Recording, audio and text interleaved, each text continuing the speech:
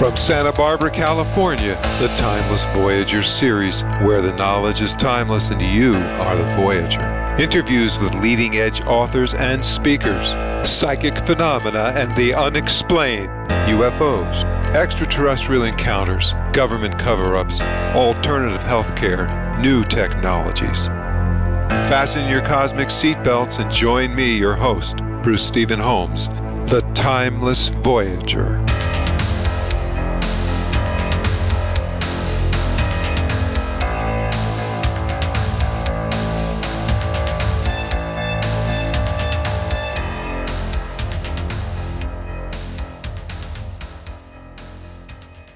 Hello everyone, Bruce Stephen Holmes, Timeless Voyager. Today my guest is Dale Pond. Now we're going to talk about the Dynasphere. We're going to talk about sympathetic vibratory physics. And the most important question in my mind is, after having done a few shows with Dale, my question is this: is this machine a conscious entity? I think that's a really important question. Dale, welcome to the show. Hi, Bruce. I'm glad to be back. Did you hit the record button? Hey, you're giving it away. Yeah. Yes, I have. So let's start with that question, because I think that's the one we've agreed was important. Is this machine a conscious entity? No. It's just a machine. However, there's a consciousness associated with it. And, you know, it's like your body, your physical body, and then your consciousness associated with your body. And when your body wears out and says, I've had it, not going to do this anymore, your consciousness goes off into the, you know, the Akashic realm, or whatever realm you want to call it, heaven or hell or whatever. And the machine's the same way. We made this mechanical device. It's a replica of one John Keely made in the 1880s. And the discovery that it had a consciousness was as much a surprise to me as it was to anybody. I would not have, well, I knew something about those things, but I did not expect it in this project, put it that way. More? Well, you know, the thing was that you and I agreed right in the beginning that when you started, you thought that after studying John Keely, that you were making a free energy device. That's right. And you did not know very much about what this thing really was. As a matter of fact, it told you what it was when you got it going. Isn't that correct? That's true. That's very true. We thought we were making you know, you read the old literature, and the old literature was written by journalists. And the journalists could only write what they could comprehend, if they were being sincere and honest, which a lot of them weren't. It's like today's fake news, you know. In those days, it was called yellow journalism. But anyway, he could a journalist who saw one of the exhibitions that Keely had, and he had many of them that the public were invited to witness, and they wrote what they saw, and that's what we had to go on. And it wasn't enough to build a replica of his Dynasphere. So I talked to a world-class psychic friend of mine, and I said, can you ask John what these metals are and what the dimensions are and how do we process all this stuff? And she said, sure. And she started talking with John, and she conveyed that to me. And from those 200 plus communications, we got all this information on what the materials were and dimensions and how to go about making certain things and what kind of attitude we were supposed to have while we were doing it. And then all this spiritual stuff started coming out. Now, I want to interrupt you and say that is one of the most important aspects of this whole thing, because in your work and in John Keely's work, attitude was absolutely imperative. Yes. In fact, that became attitude and mindfulness and all that became the most important aspect of this project. Not the physical machine, not the idea that it can rotate, but it's about who and what we are. Not just as individuals, but as individuals part of a whole. Not just the people on the planet, but this consciousness that surrounds the planet and permeates the entire universe. That was the important aspect. And it's still the important aspect. And it's as vitally important in the gross materialism that has been forced onto society since the late 1800s and forced everybody into this atheistic viewpoint that everything's dead matter. And it's one of the reasons the world's in the trouble it's in. And as we learn how we associate with all this stuff and what it really is, the world becomes holistic. It becomes this absolutely incredible place to be, and you have our experiences in it. And there's been many, many teachers on this topic, on this subject. I mentioned to you the Pinhorn Garden experience, where these people use a psychic to develop this garden in the north of Scotland, where you shouldn't be growing anything. They grew this garden and impressed the entire world, and tens of thousands of people gone up there to see what it was they did and how they did it. Well, they had a psychic lady there communicating with the so-called spirit world, but it's really the world of mind. She was just tapping into different aspects of the mind force, the mind, the universal mind, the God mind, if you will. And she was given instructions, and they executed those instructions, and they had this incredible garden. Well, that's what we did with the Dynasphere. And it's impressive. I've taken it to conferences, and thousands of people have been around and experienced the energy that it puts out and the healing things that it does. And yeah, let's talk a little bit about this. At one of the conferences, you noticed that there were quite a few women standing in front of the machine, and you didn't know what they were doing. Yeah, that's when I got the 2x4 in the forehead. Took it to an energy conference. It was the first time I took it into the public. And I come back one day from lunch, and there was 8 or 10 women standing around the Dynasphere, and they had their hands out, like they were warming their hands on a fire. And they were very solemn. And I man, what the heck is going on here? And so I asked them, what are you guys doing? And the one lady spoke up. She said, we're standing here feeling the love come off this machine. And that was surprising. But what really got to me was they all nodded in agreement with what she said. They're feeling it. She called it love, and they agreed with that word. And I says, oh my God, what's going on here? And that began the real exploration into mind force and what love is and what sympathetic vibration is. By the way, they're synonyms. And it was incredible, absolutely incredible. Now, you actually talk about scalar waves, and I think this is important. Well, it's not scalar waves. In my opinion, and it's just my opinion, a scalar wave is an oxymoron. Because the definition of scalar is an energy potential that does not move. And a wave moves, so it's an oxymoron. So, so we can talk about scalar potential. We can talk about scalar potential, or we can talk about waves. Well, I think that unless I'm correct in this one, I think you referred to scalar waves and their relationship with God. No, I talk. There's a connection in my mind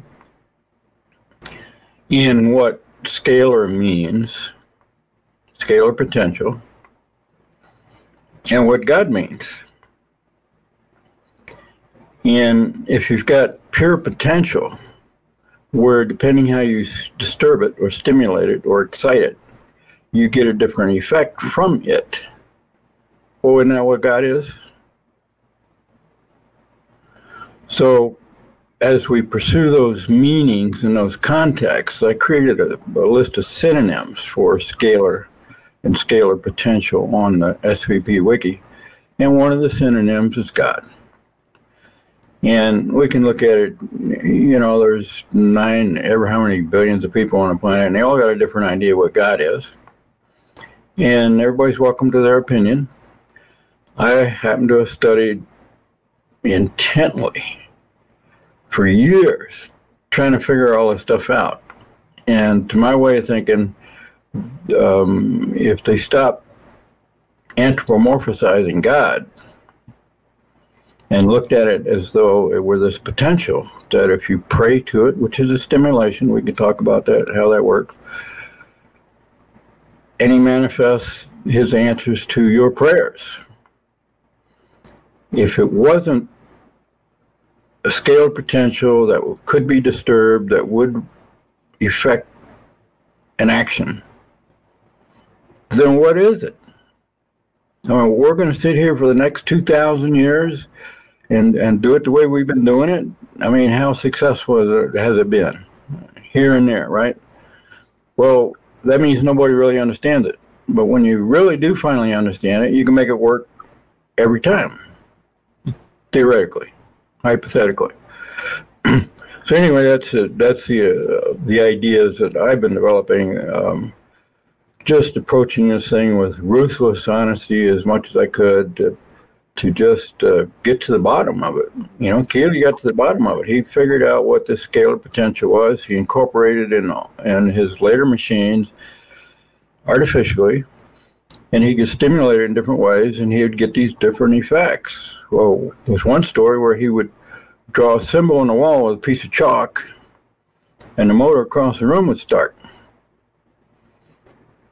Well, to do that, you got to understand what drawing a symbol is, actually, not just putting chalk on a wall, and the machine rotating. So what's the connection between a mechanical machine, rotation, and a person drawing something on the wall? It's consciousness, it's mind force. People are not used to hearing these terms. Mind force. Princeton University. You know, the Ivy League University. I think they're in New Jersey. Einstein was there. Princeton University Engineering Department. The engineering department, not the philosophy department. The engineering department spent 28 years asking a simple question, trying to get an answer for a simple question. Is mind force real? And after 28 years of hundreds and hundreds, maybe thousands of experiments, they finally came to the conclusion that yes, mind force is real. It's subtle, but it is absolutely real. When they did that, when they came out with that announcement, Princeton University, if they say it's real, I mean, who are you going to go to? Boeing aircraft set up a psychic lab, and a whole bunch of other psychic labs set up all over the world to explore what this mind force is, because the guys with the money and the guys with the industries and everything say, okay, there's a force here that we don't know anything about. Let's get to the bottom of it. Tell me something. Why then does science constantly discourage this relationship? Well, it's not science. It's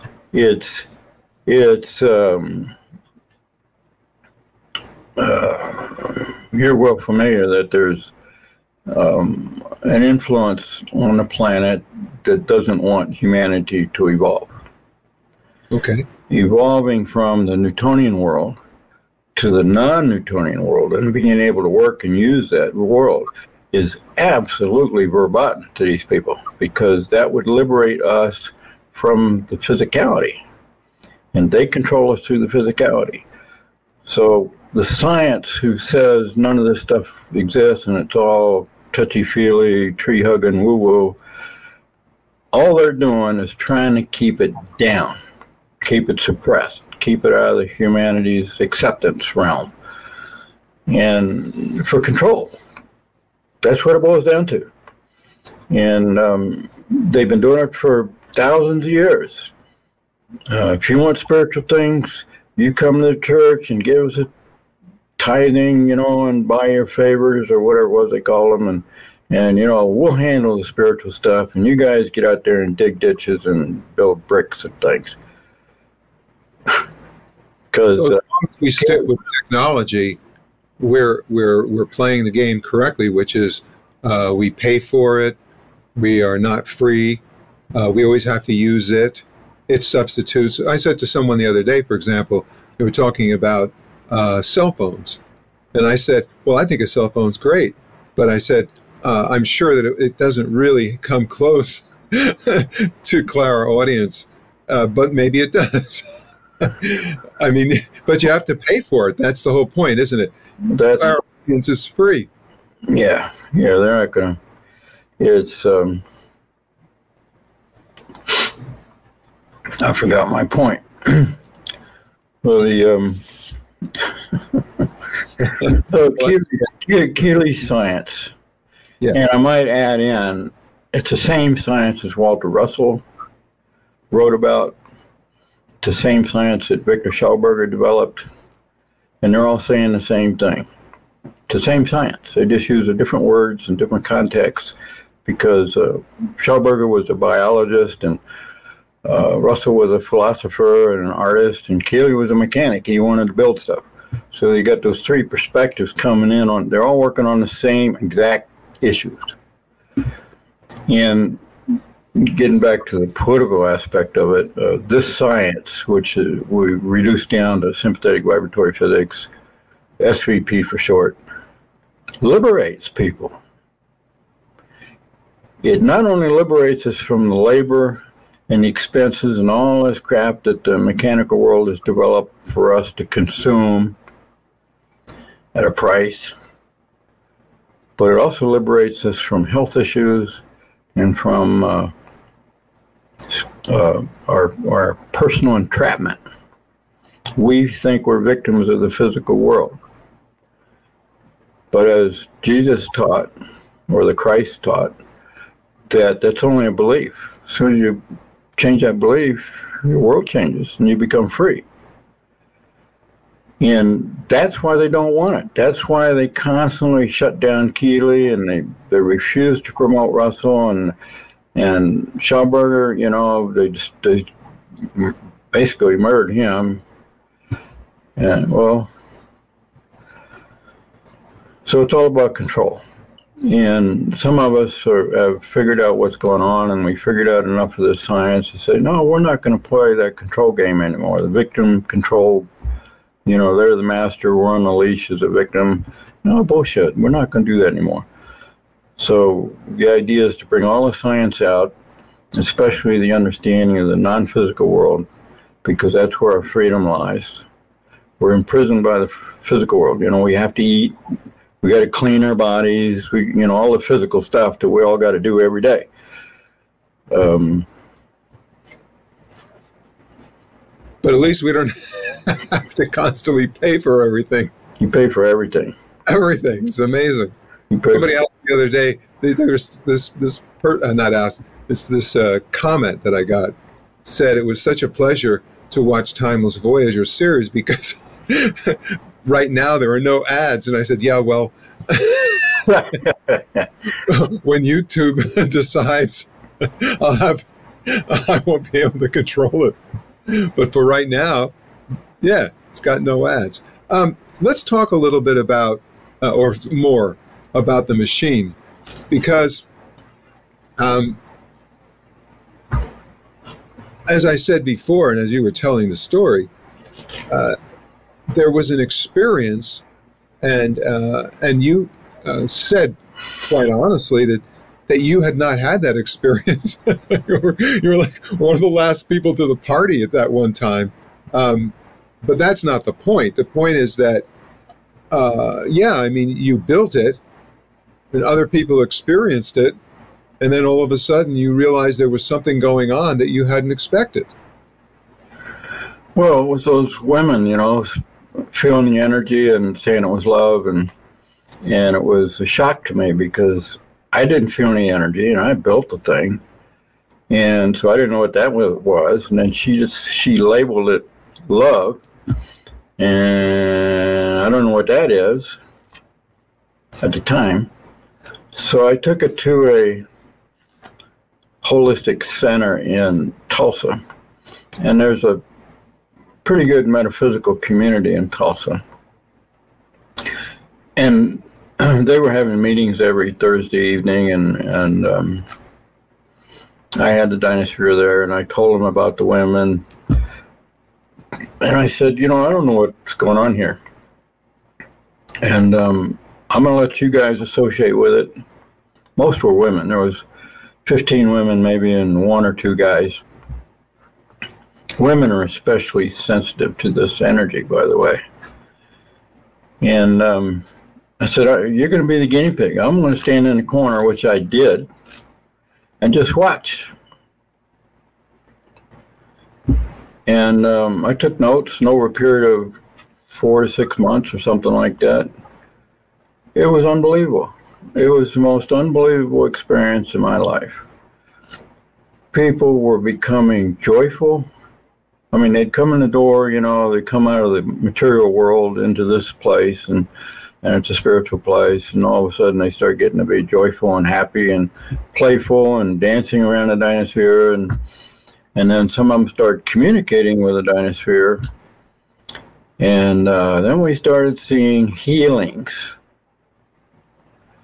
People were being healed physically, emotionally, mentally, and even spiritually. And I'm sitting there taking notes, and I'm saying, okay, I mean, this is happening over and over and over and over again. There's nobody orchestrating it. It's just, I'm just letting it happen. What's going on? And can I build a paradigm that would explain a healing, for instance, in a mechanical machine? Okay, my wife came down and she could detect magnets. Okay, we came down, she felt it, and she said, this is stronger than any magnet I've got. And I've got a 1-inch square magnet that's very powerful, and she could feel the same thing she could feel. It's more power, or she could feel more power here than she did in the center. It's almost a torus structure, so I could feel energy coming from both ends, and then I can feel energy come around like this. I feel it oscillating between it being stronger here, and then weaker, so to speak. I don't know what words to use. And then I feel a burst of energy here and less here. So if I put my hand at the pole, so to speak, so now it's intensely strong. I feel it down the heart energetic channel of the arms, mostly on my left. There's a lot of violet energy, so I don't know. What do you mean by violet energy? Violet. Violet. Highest color. Okay, a violet, okay. The color. Okay. No violence. Violet. Brighter than your shirt? Yeah, like Is it deeper? deep, not indigo, but like highest color on the visible spectrum, like that. Which violet is a diffusing color, right? It's Violet is clearing. It's closest to white. So in other words, it cancels out energies, right? Violet does, yes, it does. Violet does. Violet is a very clearing color, highest on the energy spectrum from what we can see, right? And so it clears. And white is all color. So it's the closest to having. These two are the switching. These two are what? These two are the poles that are the switching, as opposed to this is consistent.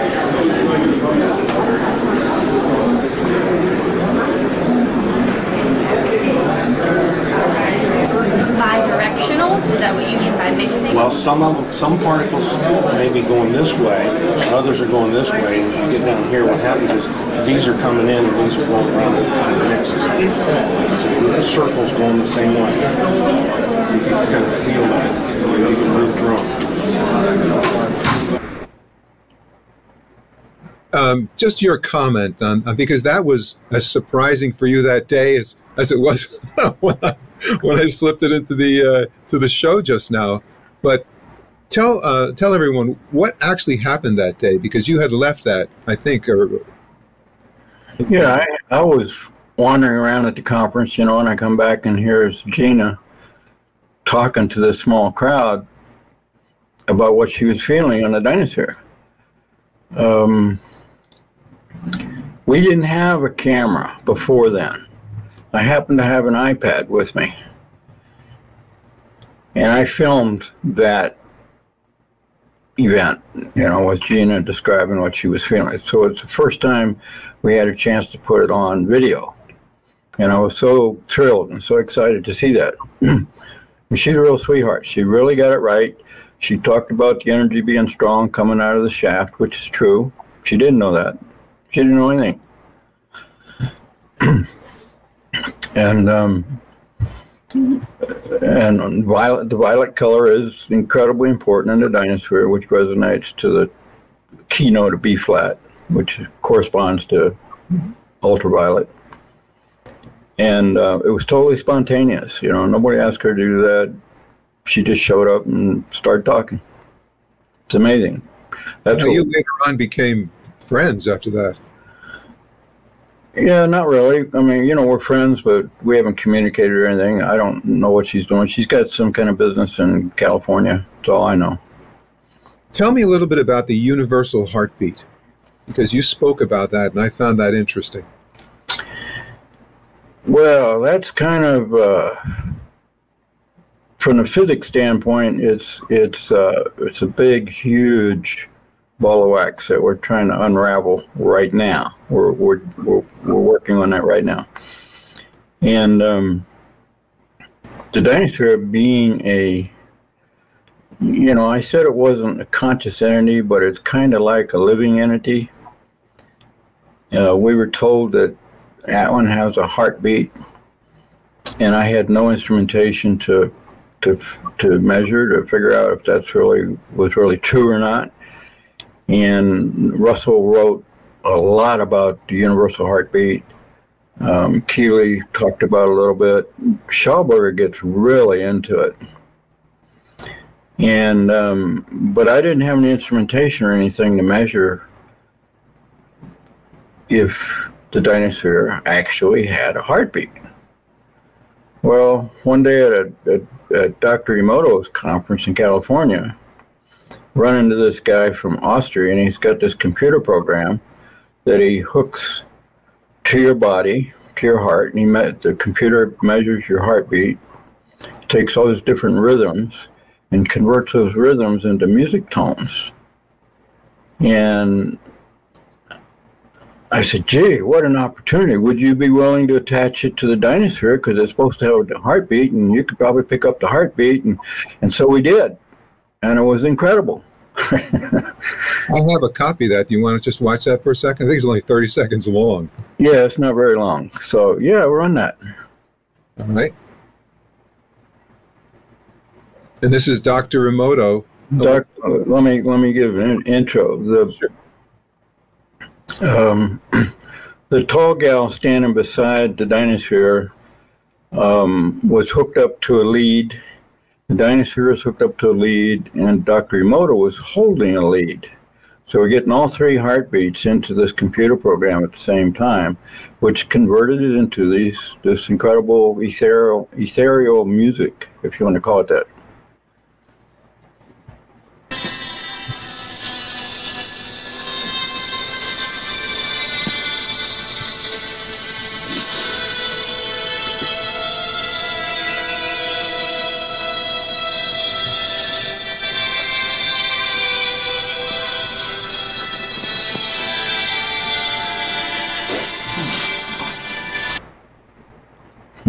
That's it. But Yeah. the point is we'll take. Yeah, the Austrian guy had hooked up to the Dynasphere all by itself in the beginning. And he laughed when he saw that it had a heartbeat. So we were just playing with it. You know, everybody was holding leads at one time or another, and it was quite an experience. But it does tie into what we're talking about here, because the question of the day, which still is the same question, and that's, you know, is it an entity? You know, Well, I mean, does it matter? It doesn't matter. I mean, you know. I think it matters. I think, you know, if it walks like a duck and quacks like a duck, It's probably a duck, yeah. It's probably a duck. And, you know, we've had thousands of people around this thing and hundreds of experiences like the two we just saw. You know, just, you can't turn your back on it. You know, it's like it's in your face, and you got to address it. You can't turn your back. And atheistic science turned us back on everything. I mean, they're a bunch of nut jobs. Hey guys, are you a scientist or not? If you're a scientist, you got to ask the questions. What's going on here? And they're not asking the questions. That's you know, that's a disappointing thing. I don't see more people asking questions. They just want to put their own attitude out there, their own ideas, their own concepts, and you know, what the hell do they know? I wanted to talk a little bit about this, and you know, I try not to jump around too much, but there was so much information that we missed the last time. Keely did a lot of interesting things with water. He had that technique of disassociating it. I think it would be worthwhile to explain that a little bit, if that's something that you are prepared to do. Yeah, we don't have the entire process figured out to where we can reproduce it.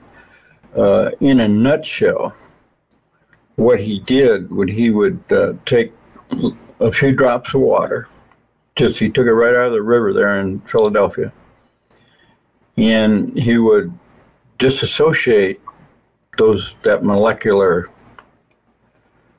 collection of molecules into atoms, oxygen and hydrogen.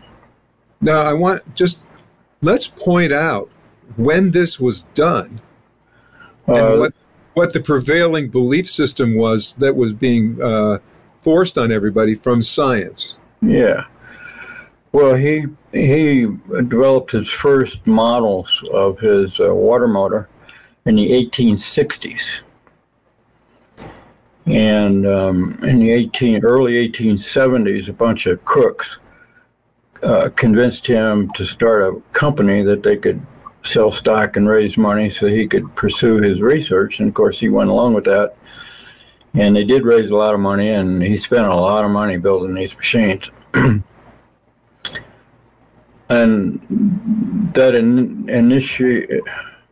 beginning effort was with that water motor, where he would dissociate water, the molecules into atoms, and he'd dissociate the atoms into the component parts, and he would just keep disassociating. He went down 7 levels, which modern science can't do. The hell, they can't even do the first 2 levels, the way he did it.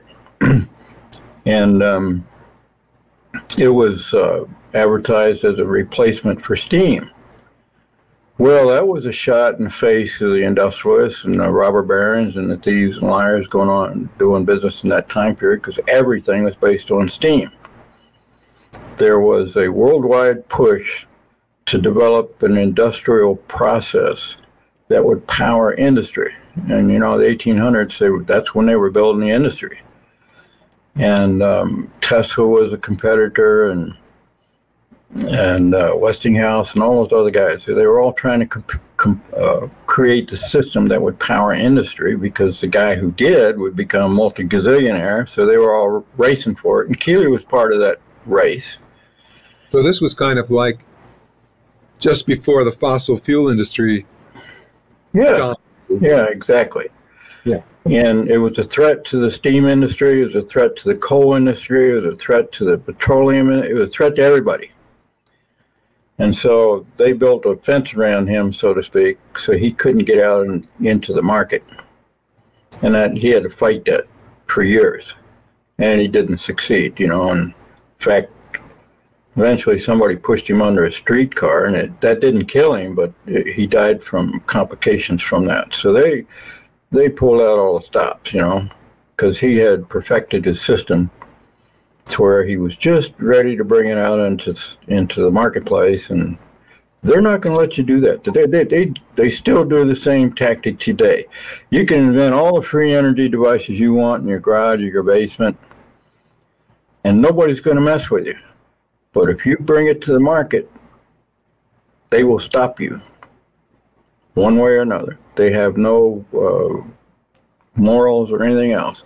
They will stop you because there's hundreds of billions of dollars invested in the way our business is done today, and that threatens people. They don't want that capital, you know. The first rule of corporatism is protect your capital. So that's what they were doing. So anyway, to continue that story a little bit, Keely developed his etheric vapor process that he called. And he got to a point where he said, you know, this is not going to work for what he really wanted to do. And so he changed that model. He went from disassociating matter, you know, which in our term is atomic energy, to another form of energy, which Russell wrote a lot about, and Schauberger made his machines to operate on, which was the life side of science, which is a good topic, you know. All of our science, all of our engineering, all of our mechanics, everything that we're doing in society today is based on death. There's a death side of physics, and there's a life side of physics. Well, physics forgot about the life side, except for Keely, Russell, and Schauberger. I mean, there's probably a few others out there that we don't really know about yet. But all this extraordinary stuff that they did was going with the life side physics. That's what the sympathetic vibratory physics is. It's about life, not about death. And let me explain why I say that, because people are going to, you know, what the heck is that? If you take a molecule and explode it, and an atom and explode them, that's all death. That's entropy. One of the foundation laws or rules or understandings of modern physics is the universe is running down with entropy into chaos, and there's no way back. Well, that's where they're wrong, because there is a way back, and it's been known for centuries and centuries and centuries. But the guys who are on top, who are in control, what are they in control of? The people. And how they control people? One of the big methods is war. So they want all the death they can get. They don't want anybody around here talking about life. You know, here's a good metaphor. You got a tree growing in your yard. It's growing. It's getting bigger and bigger. It's collecting elements from the soil and from the air and from the environment, and it's getting bigger and bigger and bigger. That's life. But when a tree matures and dies, it starts to rot and decay, and it goes back into the soil. So modern science deals with the decay and destruction back to the soil. But we want to look at this life side and say, hey, let's look at the life side. I mean, you got a machine here that's got life. The Pinhorn people had life in the middle of winter time. There's something here we need to look at. How come these people aren't asking questions? Ask questions. Question all this stuff. I mean, look at the COVID thing. What was that all about?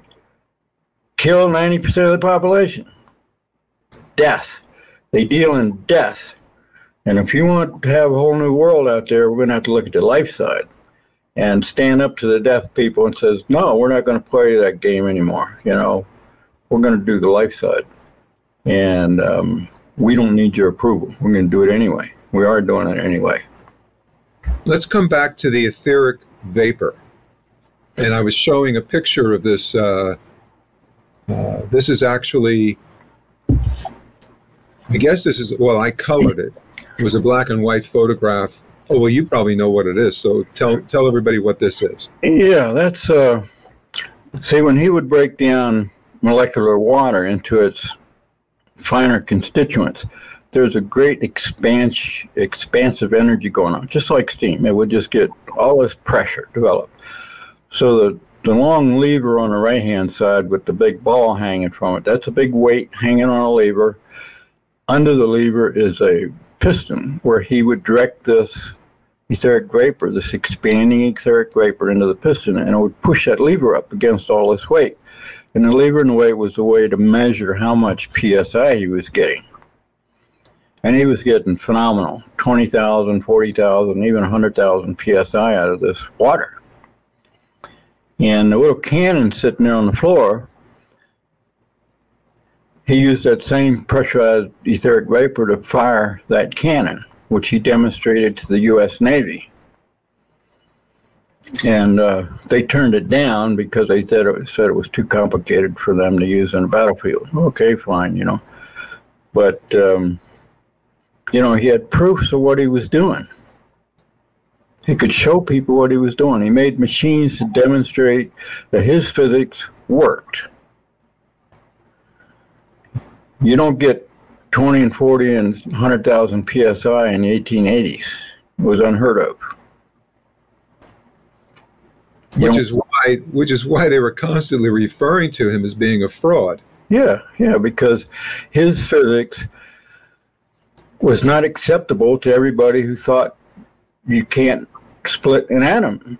An atom's indivisible. You can't split an atom. So where's he getting this energy? It's got to be a fraud because our science doesn't admit to that. Well, Keely says, well, look at my science. It does. But they wouldn't look. They wouldn't ask the questions. There were, however, a couple of scientists and engineers who did visit with him, and they basically said, yeah, we see what he's doing, but we have no idea how he's doing it. So when he did that water disassociating, the final result was plasma, right? Yeah, it was a different kind of plasma than what we have. See, we're working with the death side. The death side is explosion, it's high pressure, it's high temperature. So we're getting high temperature plasmas and all that kind of stuff from the death side. If you go over to the life side, which Keely was working on, you can get a plasma that's not hot. You can get fire and flame that's not hot. And Schauberger talks about this. I mean, Schauberger was, let me explain something here. The only material we have about Keely was written by all these journalists. We got a few articles that Keely wrote, a few articles and a book that his financier and biographer wrote. So we don't really have his science. He never really, all his writings and everything were disappeared. I think the bad guys scarfed him off the market so nobody could do what he was doing. Schauberger, on the other hand, wrote a whole bunch of articles about what he was doing. And he explains a lot of this stuff, but not yet in terms that we can use.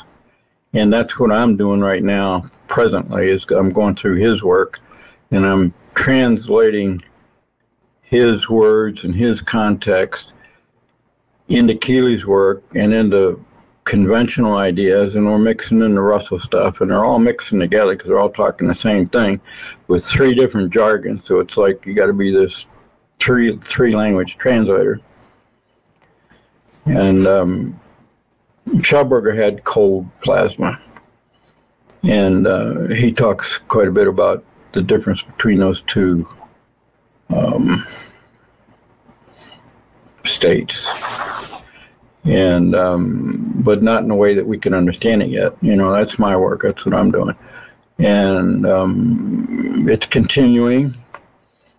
So many people have been looking for Keely's secret to disassociating water. And I've gotten hundreds of calls, phone calls, emails, you name it. People want me to tell him how he did it, and I don't know how he did it. If I knew how he did it, I'd be on a beach, and it would be my beach. But you wouldn't be happy. I wouldn't be. Well, picking coconuts and, you know. Yeah, right. Let's talk about Dynasphere, because I had not heard of that until I was listening to a video of yours last night. Noosphere has been defined over the centuries in different ways, but they're all pretty much the same when you decipher the meanings behind what they were saying. It is the collective consciousness of every being on the earth. And they say it kind of surrounds the earth like the atmosphere, and we all tap into this. And so it's all the ideas and all the thoughts and all the attitudes and all the spiritual and the negativity and everything that humanity is consciously. So it's a non-Newtonian structure. And we all live in it, day in and day out. And sensitive people can tap into different pieces of it here and there, and they can get different ideas and different knowledge and different things. And the old metaphysical people call it the Akashic record. And, you know, there's lots of words for it. It's gone on for thousands of years. You know, people have known this thing is there. Science, of course, the metaphysical, the material science, the atheistic material science, denies anything, everything that they can't put in a test tube. Well, you can't put a radio wave in a test tube. You know, get off of it. And it's there. It's an energy form. It's a force that exerts a force that we can control when we learn how to control our own minds and our own thinking. Russell wrote about that quite a bit.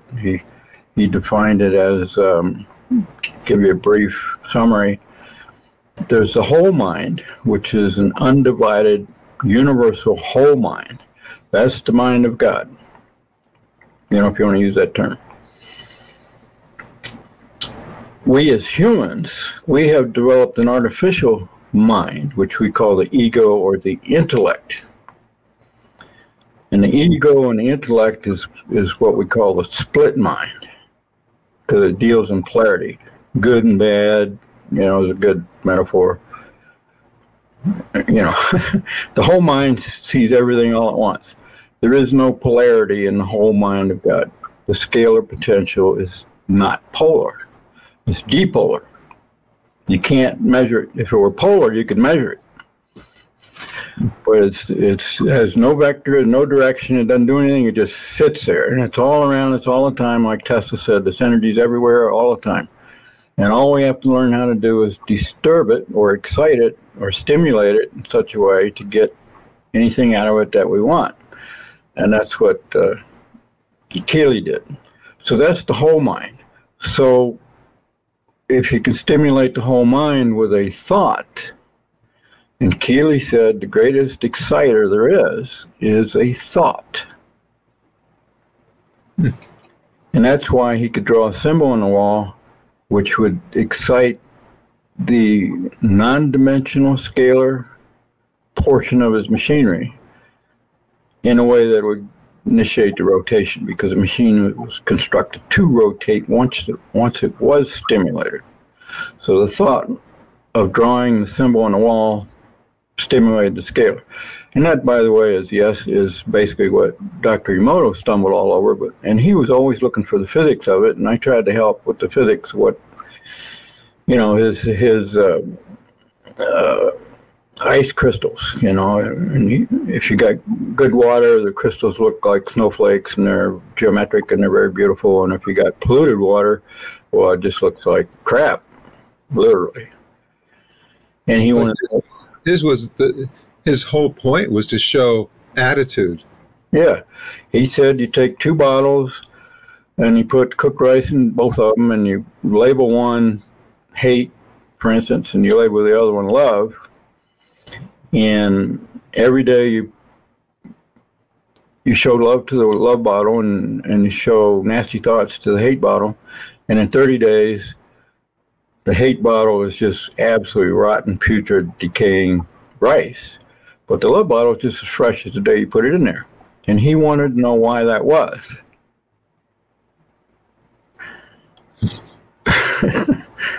Because love heals. Love is life. Yeah. You know, hate is a disturbance to that. So on the hate side, we got today's science, which is all, they all deal in that. I could tell you a really interesting story here. And the left side, you know, is the life side. So which kind of future do you want? It's a simple choice. I had a major university call me once. And I'm not going to say which university. And the guy on the phone was a well-known quantum physicist. I mean, I recognize his name right off.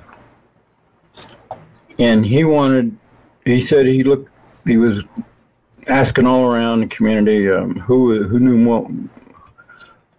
knew the most about ether and etheric physics, and several people mentioned my name, so he called me. He said, we'd like you to come over here and work with us on this etheric physics and blah, blah, blah, and on and on. And he was really nice and polite, and they were going to hire me, and I was going to be a professor. Oh, wow, man, gee, that was great. And so we had all agreed to that, and as we were ending the conversation, this thought popped in my mind out of nowhere. And I said, oh, by the way, I have to tell you that I can't work on weaponry. Click, he hung up on me. Right. Here's a man dealing in the death. They wanted to create weapons. Yeah. Hey, we already did that. We've been doing that for thousands of years. Let's try something different this time. Yeah. You know? So, I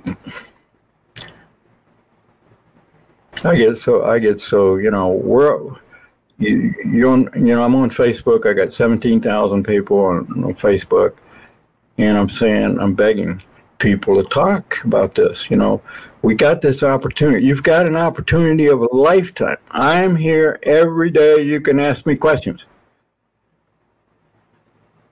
I mean, I get it, you know.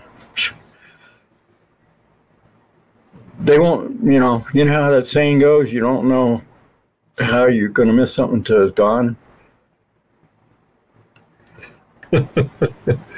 Well, not that I have I don't have all the answers. In fact, I got very few answers. What I have is an awful lot of questions, you know, and a drive to seek out answers. That's what I got. And I'm sharing it with everybody for nothing. I get it for nothing. The concept of mind force.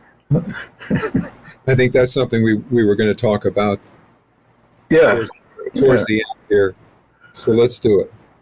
Okay, well, it has to do with the scalar potential, like Tesla talked about, and Bearden. Oh, thank God for Bearden, because he talked so much about it. Most people don't realize, they complain about Bearden, you know, but they forget that he had to have been under dozens of NDAs, non-disclosures, because who he worked for and who he was. Well, you know, so he couldn't say everything. But what he did say was pure gold. The problem is, he was writing in this high esoteric mathematics, physics language that very, very few people could understand.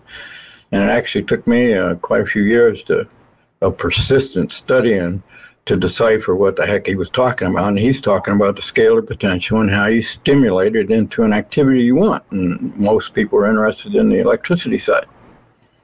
So that's what he talked about.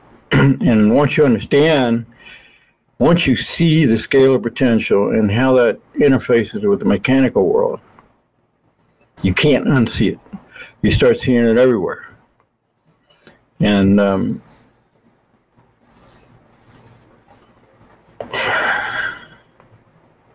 so that's mind force. You know, imagine a Buddha sitting there who's really doing the right kind of meditation, and he's just sitting there. He's not moving, he's not doing anything, he's just mindful. He's tapping into becoming one with this universal whole mind. That's what the scalar force is. So if you want to stimulate the scalar force into doing something, you do it with a thought. Who's that guy, this biochemical guy who talks to Bruce? His name is Bruce something.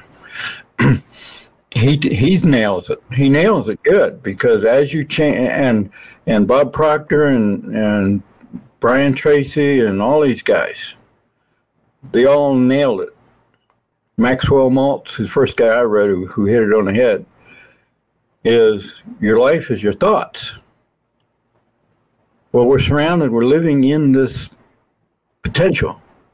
So every thought's going to have a consequence. It's going to stimulate that with every single thought you have.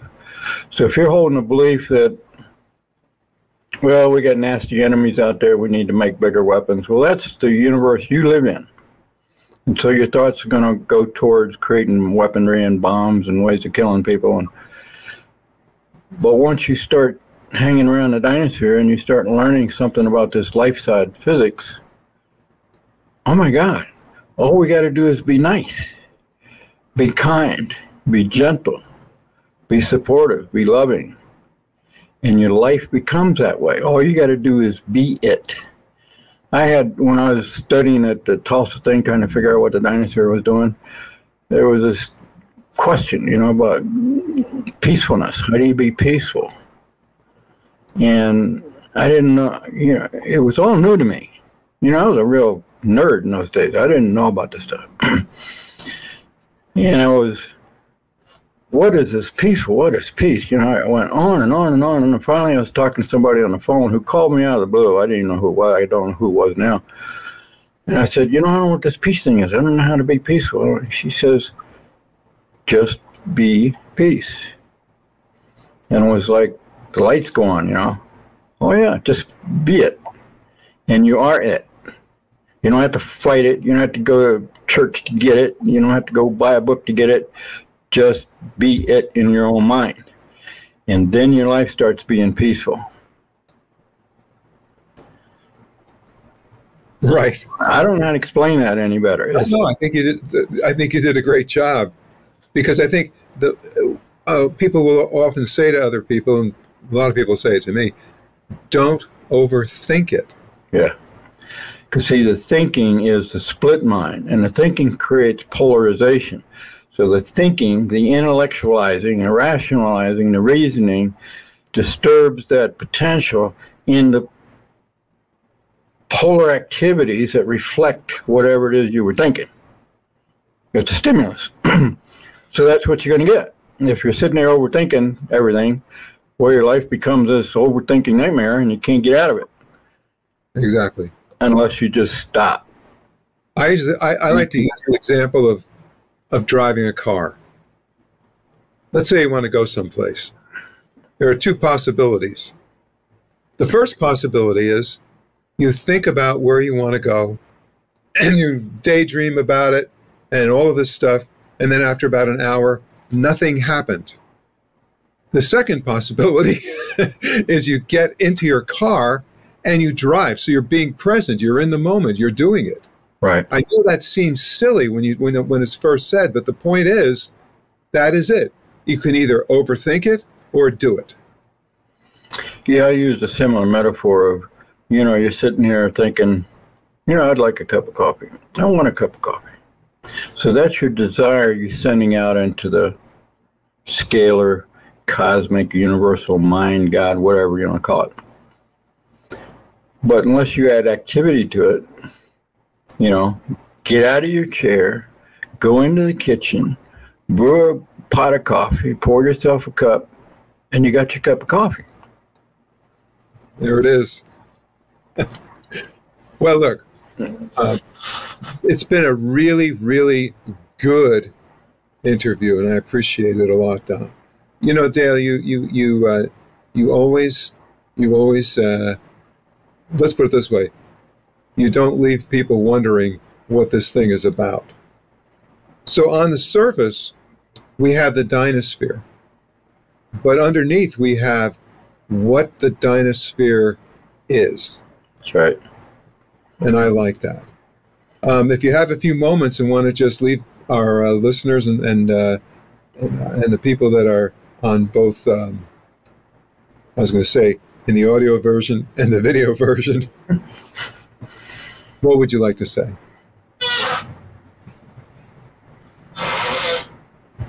Well, I think the choice, we all have a choice every day. Every moment of every day, we got a choice. And most people don't realize they have that power of a choice. They think that they're, well, victims of the rent being due, or the bad guys taking over the world, or, you know, whatever. But you have a choice what you're going to think about. And you can think about that, all the negativity, and you being a victim, oh, poor me, and, you know, somebody come here and save me. Or you can say, no, what can I do about it? And you might not have an instant answer, probably won't. But if you keep driving, you keep asking the questions, what can I do about it? You will start to get answers, and it's coming from this new sphere and around the world. And it may be something you never thought of yourself, or it may be something really simple like, well, get out of your chair and go make a cup of coffee. And it's a power of choice, and then it's the personal motivation. You know, you really want the cup of coffee, you're going to get out of the chair and go make a cup of coffee. But if you're going to sit there and whine that your cup's empty, well, you're going to sit there and whine a long time. So it's a simple choice, you know. Make a choice. Say, no, I'm not going to play this stupid game anymore. I want this. You know, visualize what you want. And say, okay, what's the first step I can do to go get what I want? Well, get out of the chair is a good step, first step. You know, and just keep thinking of it like that. Constructive questions about how to initiate an action or actions or more thought patterns that will bring you closer to what you envision. You envision a world of love and peace and harmony and all that good stuff. Well, it starts with you. You got to have that in you before you see it outside or you make it outside. Yes. So it's a choice. You can sit there and wallow in the bad guys and then nasty night, you know, rumors and all this crap flying around and say, no, I'm not going to do that. And they're not going to make me do it anymore, you know. It's a choice, and we make those actions, we make those choices and the actions, and we can build what we want. It may be difficult to start with, but practice makes perfect. Just do it. Just do it. Well, thank you so much for doing the show today. I really appreciate it, Dale. I look forward to us doing something else too. Some more information. There's so much on John Keely. It's too big, but I want to keep working on it with you and with your help. Everybody's going to finally understand what the potential is with this bridge that he created over 120 years ago. Yeah. There's a lot to talk about, and we're just covering the high points right now. So yeah, I'd be very happy to join you with more interviews, and we'll, you know, keep writing, asking your questions, and write them down. Because you get me on the line like this, you can ask. If you don't ask, I'm just going to sit here and do my work.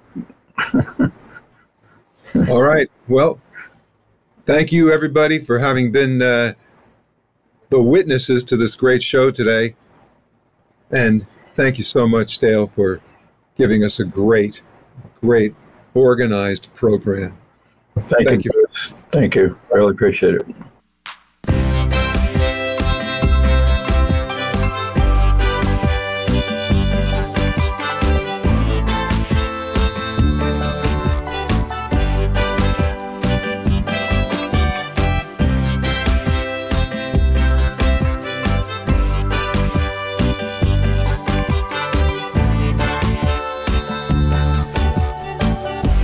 See the light, see the